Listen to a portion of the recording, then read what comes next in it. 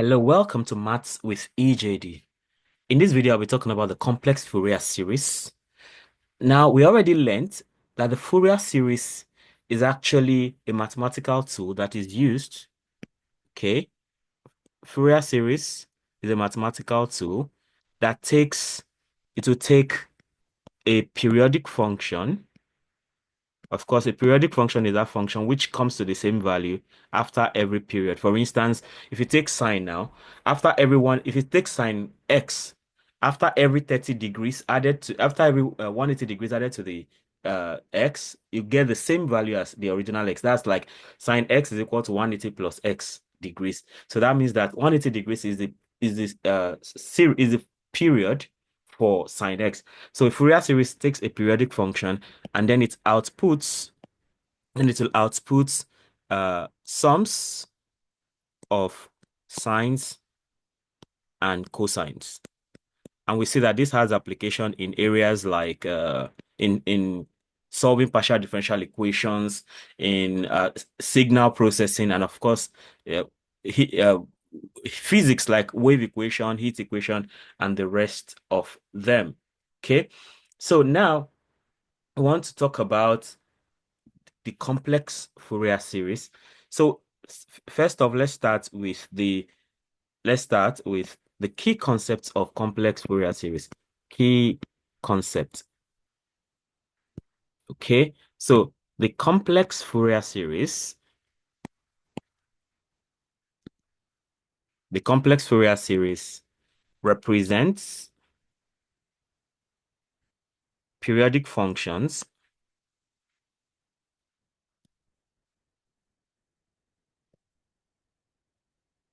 using exponential functions.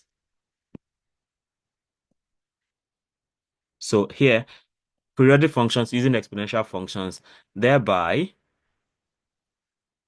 making making them more compact, more compact.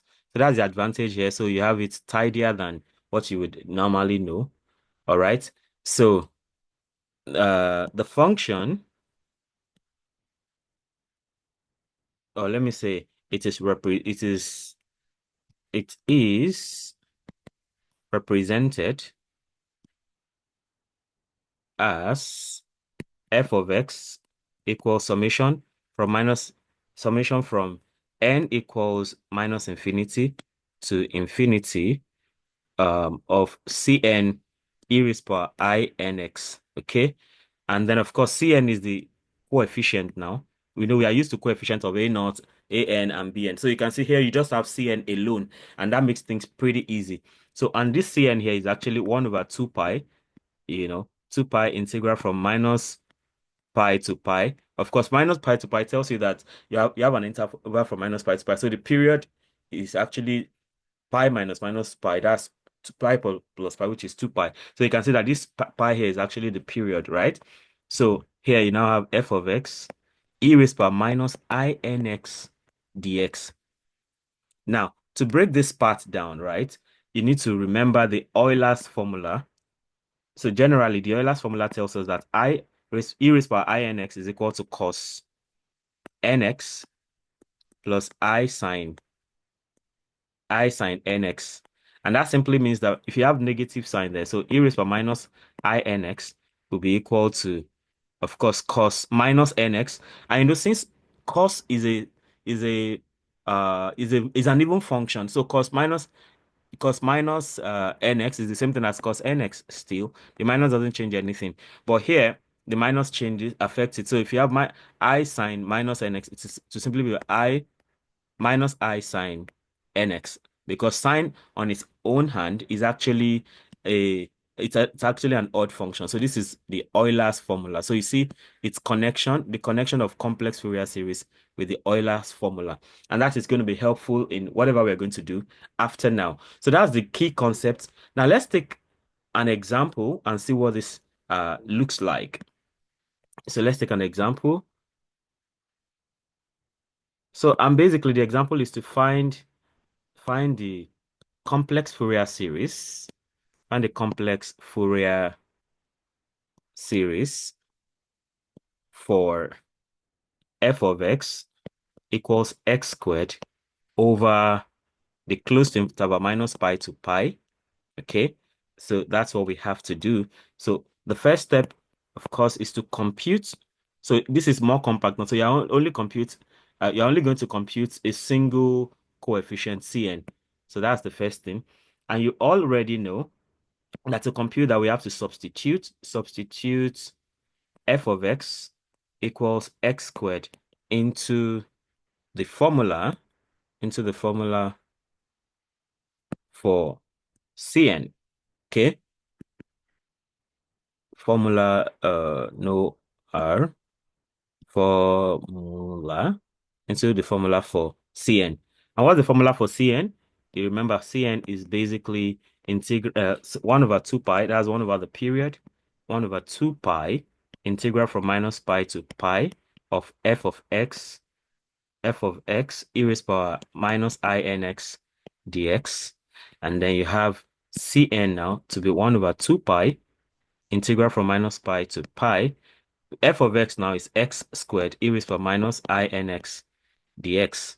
And then, of course, if you do this, Cn now is 1 over 2 pi integral from minus pi to pi x squared e raised power minus nx is actually cos nx minus I sine nx, all of this dx.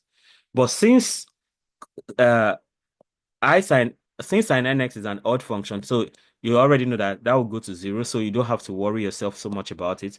So your Cn continues as 1 over 2 pi integral from minus pi to pi of x squared, cos nx dx.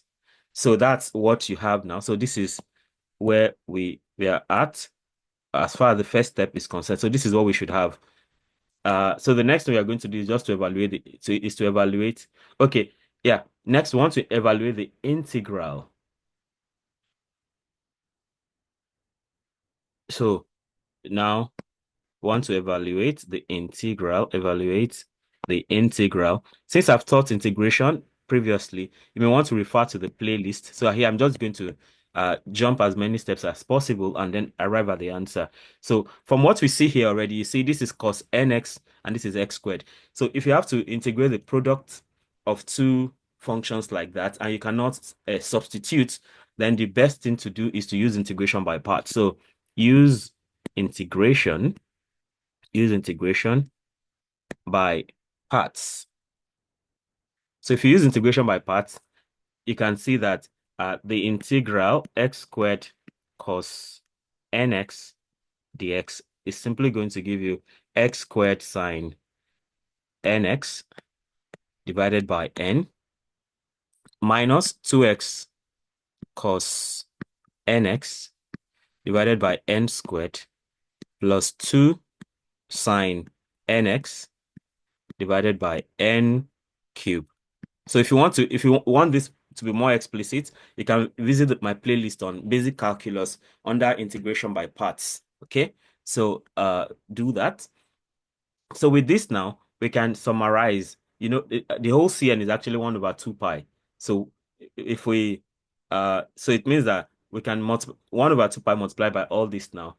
We can summarize the result to be this, so that our Cn now is now equal to, it's pi squared over 3 when n is equal to 0, whereas it is minus 4 over n squared when n is not equal to 0. Okay, so that's what it translates to because of the n now. So if n is 0, you have pi cubed over 3.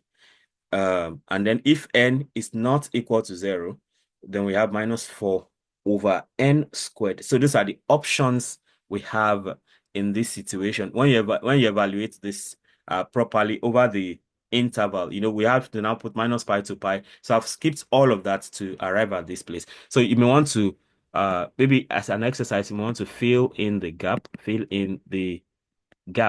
So that involves putting the interval, evaluating, it's like evaluating this whole thing over the interval minus pi to pi. Okay. So, and this you should arrive at this place. And once you have that now, yes, final step will be to step 3 now. You can now write the series. Write the series. So you have one. I think the major work here is to is to get the Cn out. Once you have the Cn, the rest is story. So you know generally that the series is actually f of x equals summation from n equals minus infinity to infinity of Cn e raised to power I n x, like that. You know, that's what complex Fourier series is about as we have it here. Okay. But from what we have now, um, you know, it's from minus infinity to infinity, right? So, but here we already said n is where n is equal to 0. Okay. So so you can break this into two parts now. You have minus infinity to 0, and then from 1 to infinity. Okay, we can break that down. So let me even try to write that explicitly. So this is more like summation. So you can break this into summation from n equals minus infinity to 0, because we have something for 0 here. Okay, and then this one is for anything that is not uh 0. Okay, let's say, of course, if n cannot be negative, it has to be positive, like 1, 2, 3, and all that. So we can say this from Cn equals e raised by I nx. Okay, and then um this now plus summation from n equals 1 to infinity of Cn e raised by I nx. Okay, so at the end of the day, right, it means that Uh, okay, so we can now have our f of x to be equal to, for this first part, the only thing that works is when n is equal to 0. Okay, so we just have, because n is equal to 0, right? Because n is equal to 0, it means we are simply just going to have, in fact, it's only at 0. So I think I should even write this better, right? Because this should just be, um, I think it's better to, so it's not even a summation because only 0 is all we have there. So we just have C0, C0 e raised to power I0 times x, I times 0 times x. Or better still, I can just say, in short, that's just C0, basically. So this whole thing is just C0, okay? Because 0 is 1 point, so we don't have to sum anything. So this is C0, of course, e raised to power I times 0 times x, plus summation from n equal, uh summation from n equals 1 to infinity of whatever Cn is now. Now is Cn e raised to power I nx. So that means that f of x is simply C0 times e raised to power blah blah blah. That's all of that will just be 1. Okay, plus summation from n equals 1 to infinity of Cn e raised to power I nx. So that's basically f of x equals C0 plus summation from n equals 1 to infinity of Cn e raised to power I nx. And now C0, that's C at 0, that's pi squared over 3. So f of x is pi squared over 3 plus summation from n equals 1 to infinity of minus 4 over n squared e raised to power I nx. So that is what we have.